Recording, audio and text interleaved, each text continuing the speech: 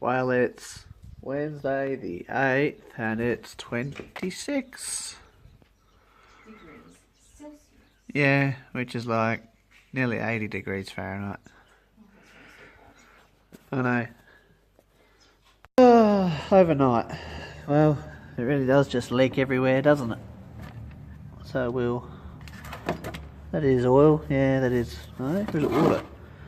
No, that's oil. Just to catch future drops. So yeah, this is a late model. I've got one that's all grey. Well, someone painted the hood on mine blue. My tank's red because we soldered the lid back in, or the thread, and I painted my tank red because that's all I had, which now looks pink because it's faded in the sun. But yeah, this is the one that Uncle Des bought. It sat for at least 10 years, and after getting fuel to it, because that screen I think in the tap there's blocked, or partially, it ran quite well until such time that we worked out that the radiator is full of chocolate milk. Don't even know if I can reach it. No, water's too low to show you, but the yeah, it looks like stay off. It's going to come off anyway. It looks like bloody chocolate milk. It's that oily around here that the governor linkage is stiff. I found that didn't want to react. So yeah, there's that. They put an alternator on it, which works, but it's got an A section pulley on it with a B section belt, which is chewing the belt, but we'll fix that later. It's got a different model of carby than mine's got. I've got the typical Zenith carby with the removable centre, and it's complicated. It's complicated if you don't know, so I'll have to show you. And by golly, I think this has got an early water pump on it. It looks like it's mounted to the block, not the head. So there you go. That gasket's buggered, and that stud's broken, so that's all got to come off and be fixed. The original fire starter, that's what they used to call them. You leave them parked in a straw and they'd catch light.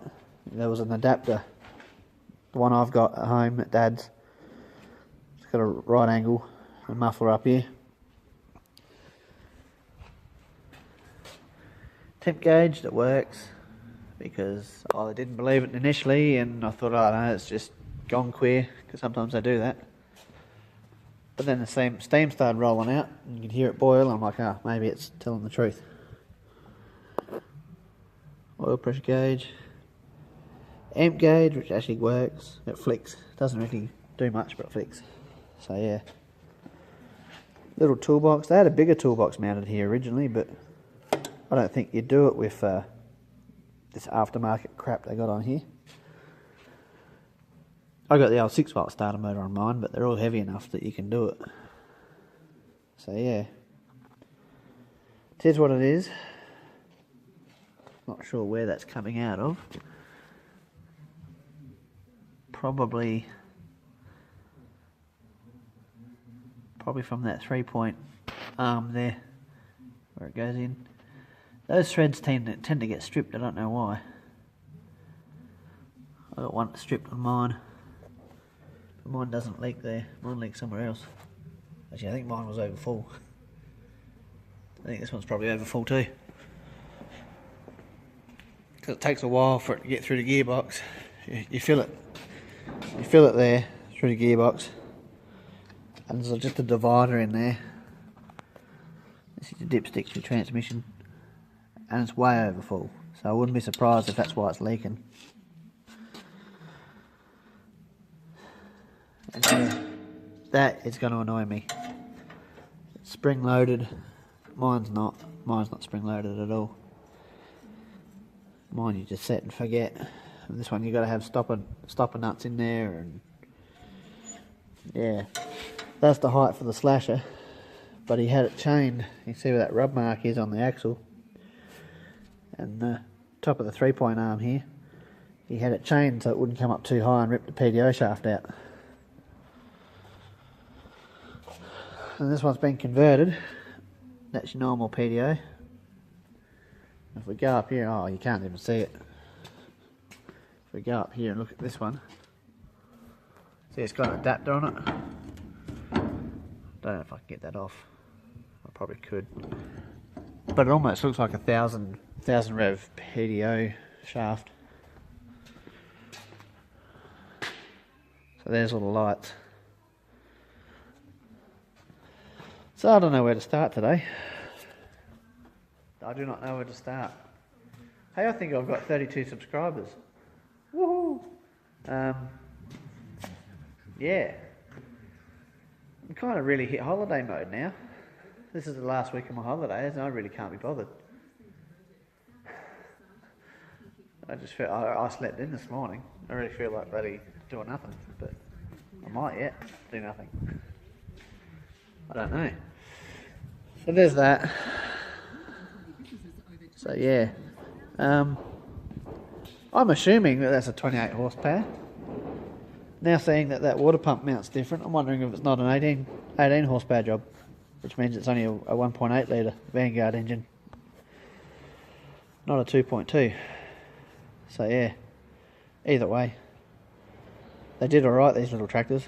This one's got wheel weights on the front, all the stuff I wish I had for mine.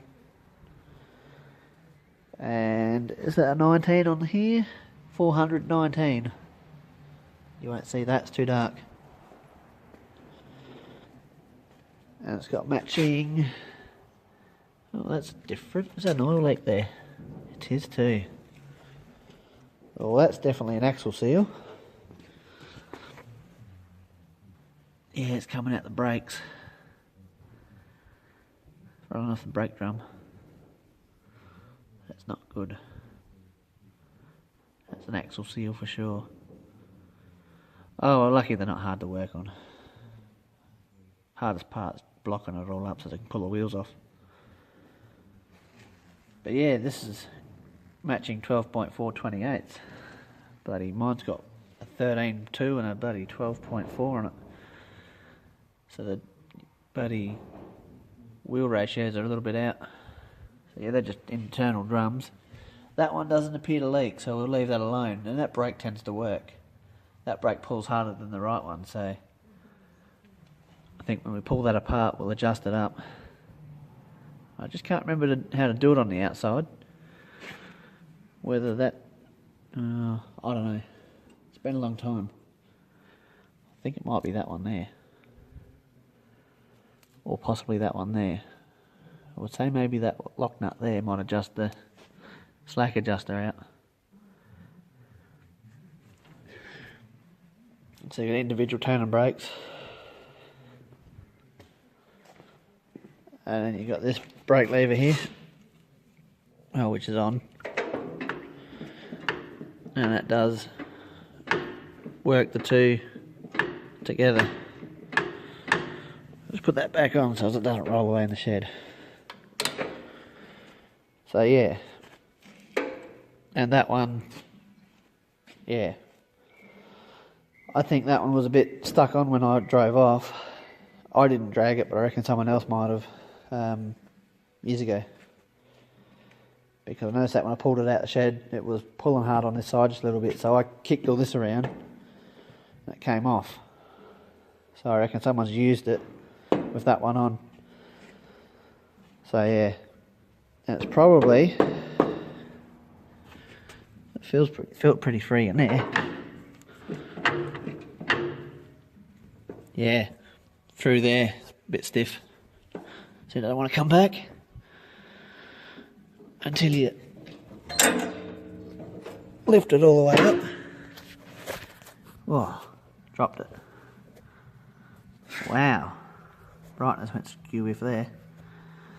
So yeah, until you lift it all the way back up, so that one's stiff through there. Well, that's alright, we can fix that. Yeah, it's down further than the other one now. that's what they've done. They've driven with that on. And that upsets the apple cart. But that's fine, we can fix that. Throttle, for those that don't know, that goes down here and pulls on the governor spring. The governor's wide open. If you push it hard shut, it'll shut the governor. But the governor weights are supposed to do the rest, but they're not, because it's just that jammed up, I think, with crap. Oil and... yeah.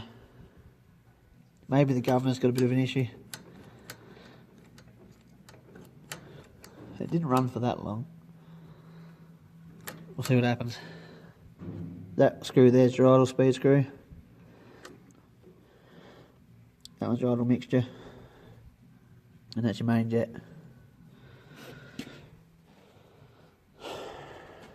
And yeah, you run it at full throttle and you turn it in until it starts to cough and splutter, and you just turn it out a bit. And it depends on how much you want to be on the choke, I suppose, but you give her a full stick.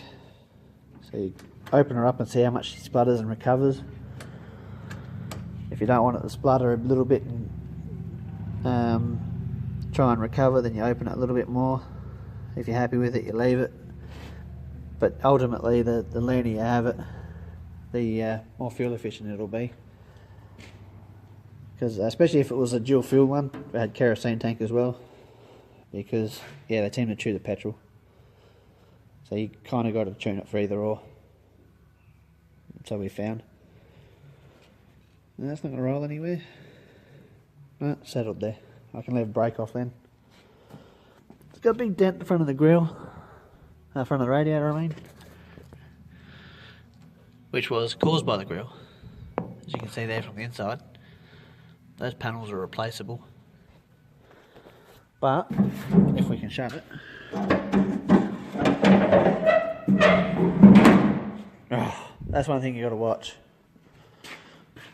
That pushes too far to shut the governor right down. It actually idles about there.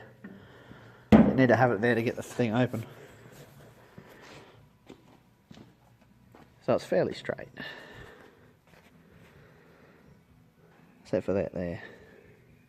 So it won't pan out too bad. And you know, the small dents it's got in there you might leave there as character, I don't know. Some would, some wouldn't. Horbury's going to hate me.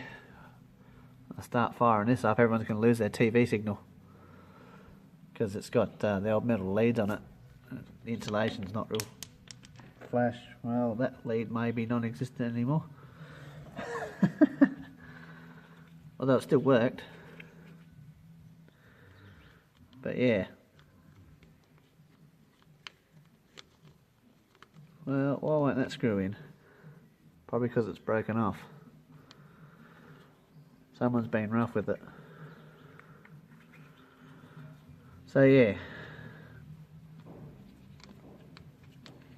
I don't know if anyone else has got that issue. Anyone watching TV, when you fire up an old tractor with these leads on it, tends to lose their TV.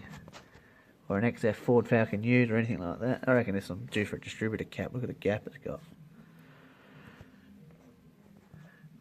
Maybe just missing the rubber. So yeah, 12 volt. Early ones were 6 volt. Some of them, I believe, are even positive ground. Oh hell, that petrol tap even leaks. Everything leaks on here. Well, looks like I got my work cut out. And on here, lift it up and go like that, and I believe that will start. Whoops, it was a safety feature. Yeah, because that's not a gear. Oh, that is. No, maybe not on this one. Oh, 1, 2, that's 4. Oh, I don't know. Making a mess. I should take it outside and wash it. So there we go. The other thing you can tell, if it's ever been in a vineyard or an orchard, quite often that the teats are on the inside. It stops them getting pulled on by the canes and going flat. There's the other one. Just up there. It's a good idea, but it's a pain in the ass if you've got to pump them up. You got to make sure they're all accessible. But yeah, all good. That is the way I like it sometimes. I'm going to attempt to remove this wheel. I say attempt because I don't know how tight they're going to be.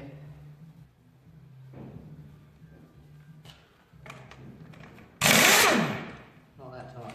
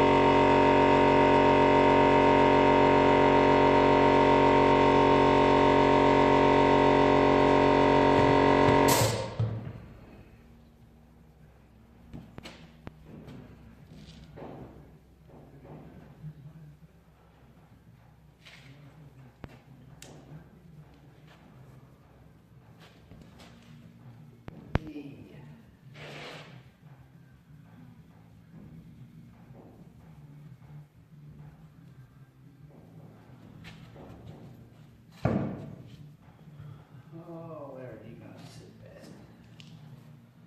Not down there, that's for sure. Be like that.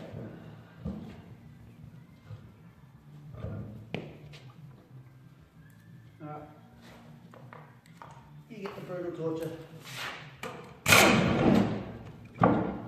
Take that.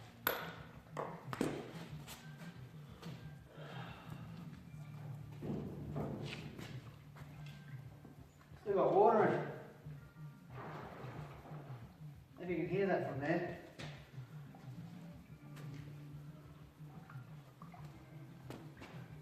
You can see it. It's got water in it.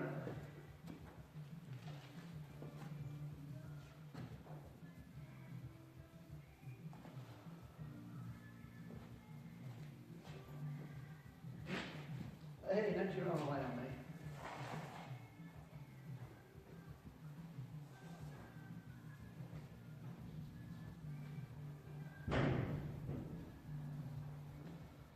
Oh.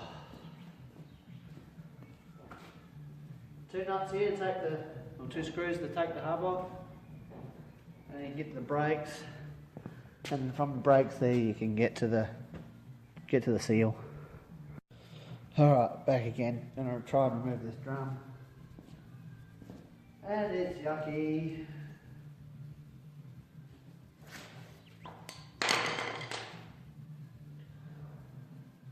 Ugh.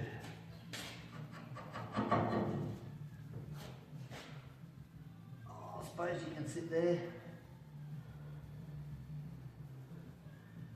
The drums don't look bad. I'll show you that in a minute.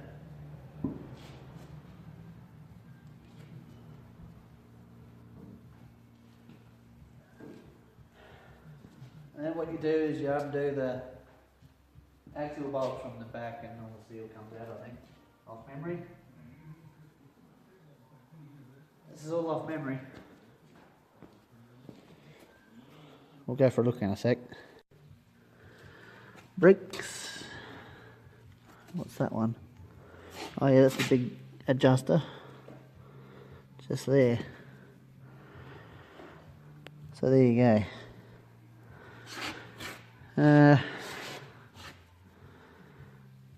Well, it's got linings, but it's leaked for a while. Gross as. And then of course you got to undo the back here. Why do I keep putting my fingers over the camera? You undo the back here and pull the axle out, and then that's how you do all the seal, I think, off memory. There's the drum full of oil. It's got a little lip. I mean, this thing's probably older than you and I put together. It's got a little lip there on the brake surface. Those screws were actually not even tight, they were just up. There's two flat screws that hold the drum on. So yeah, pretty simple. Anywho, I guess I better do some work, some cleaning up.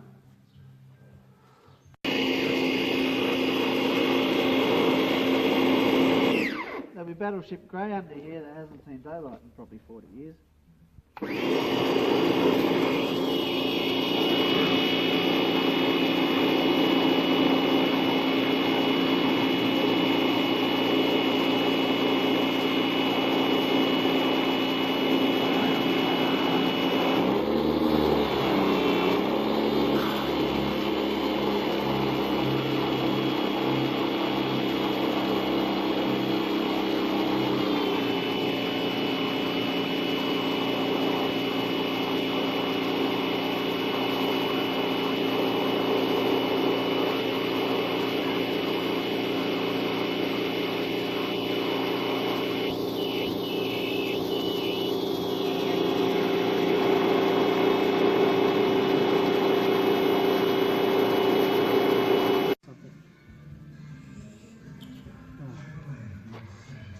Couldn't see for where I was shooting, so water on my glasses.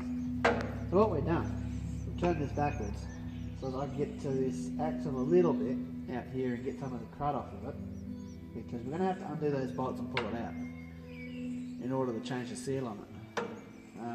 I don't have any, but if I get it out and get it measured, I can get my uncle to pick one up. Well, pick two up, because if we're going to do one, we might as well then flip that side around and do that side. Obviously, like, we've got one brake, that brake's always worked. So yeah, we rolled it out the shed and I'll have to use the ute to pull it back in. There's a leak coming from probably where that second arm goes in there to the 3-point. I don't know where, so we're going to have to clean that up to find it.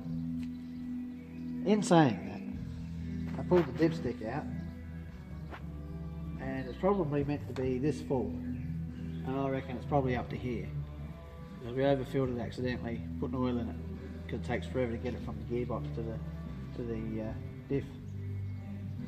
But it is what it is. I've washed a bit of the linkage on the other side.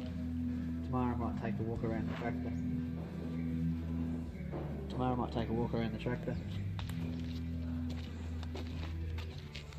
I haven't washed this side, but you can see what sort of state it's in.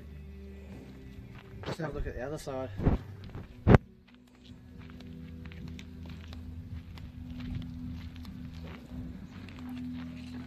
I've focused mostly on all this linkage here in the carby, because that's the first thing I have to take off to make it run properly, because it's got a bit of a block and it's flooding.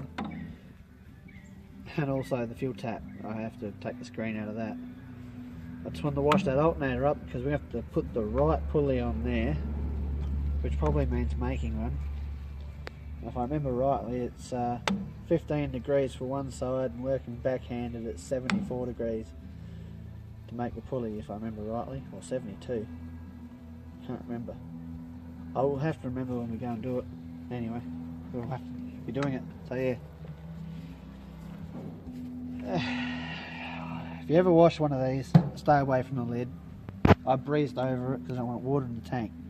They were very smart when they made these. It comes from a country where it never stops raining, so hence why the tank is under the bonnet. But the trouble here, see, here in Australia we get 50-degree temperature. All this exhaust manifold gets hot and the fuel boils in the tank.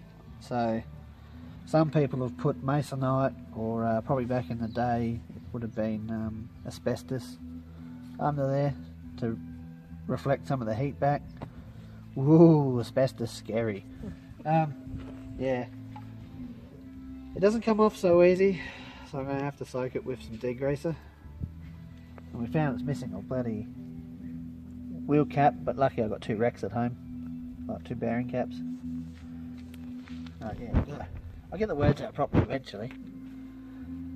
So yeah, that'll have to come apart because that'll have water in it now. That's no biggie. So yeah, we're getting there. Alright. Washed. Some of it's not coming off, but that's as good as it's going to get for a little while. Until we start stripping things down. Oh, someone hung up and didn't leave me a message. Oh well. I'm sure if it's important they'll get back to me. So there's that. That lever's stiff.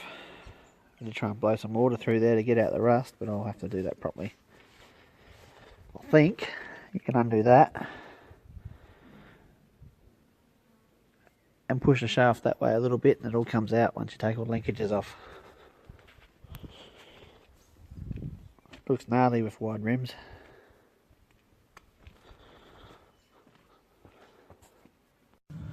Oh, and you wonder why between an 18 and 28 horsepower tractor, depending on the engine, of this vintage doesn't break.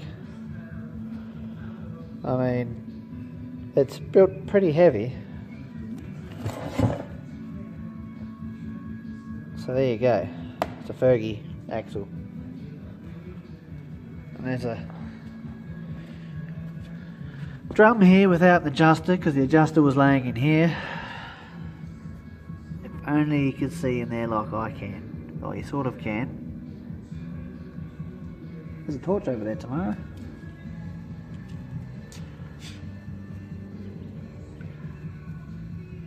Ain't it pretty? That's looking into the diff. So yeah, whoever adjusted this brake last was brutal. It was obviously seized, and it's stripped off the, it's supposed to be a little thingy shaped like that, like on most brakes, that goes over here. They stripped that off, and then it fell out, took this spring out with it in the process, and was laying in here. So yeah, there's that. So yeah, this is your floating brake. Yeah, anywho, we'll work on all that in a minute. Because all that axle's got to, all that there's got to come off to free that up. But there's no hurry for that. Yeah, stick my hand in the goop. There's the adjuster. So obviously that ain't freewheels. So they built this for a country that doesn't stop raining, hence the brass. There's something wrong. Yeah, they've twisted it off. Either that or it's that full of crud. Nah, it's twisted off. I'm sure that's supposed to be square. Just don't stab me, please. Although you'd probably enjoy it. Yeah, they've twisted that off. Yeah, that's what I thought too. Should have been all nice and square. I could build that back up or just pinch one out of a wreck. Provided we can get all that to turn. What, you just off a rack? I'm not sure. Not sure whether it's supposed to have that groove in there or whether this being loose in there has made that groove. But anyway. Tamara, can you hit the stop button? My hand's... Well, it's getting late. I've freed this up. So that'll work now. I mean, it should do. I rebuilt the end on that adjuster, and that all turns quite nicely. I'm not sure what's with loosening that bolt off. Maybe so they push evenly when you adjust it up. There's a bolt through the back there into there. Probably says it can let this side come down, because there's actually a spring here that holds that up. It sits under here. I'm assuming that's how it goes. It's the only logical explanation I've got. Despite the damage in the threads there, it turns good. Rag to keep it clean. I've just put a stud in there. just to hold that up whilst I play with it. And I've got to make the pin fit. The pin's all rusty through here, which goes back to this bloody thing here. So I've got to remake that. Well, I've got to grind a bit of that pin. What do you call it? Make it fit. The McAxle, still dirty. I've just come up here, remove studs. I've got a feeling we'll have to pull that off. The seal's in between there somewhere. So yeah. I cheated. We got the book out. Well, you want the good news or the bad news? Basically, this gasket here is leaking right down the bottom. So, after I'm through doing that other side, this here has to come off and I have to make a gasket for it. This here axle housing. Oh well. At least the bloody wheel and hub assembly is not the weight of the whole tractor. You know, like something bigger.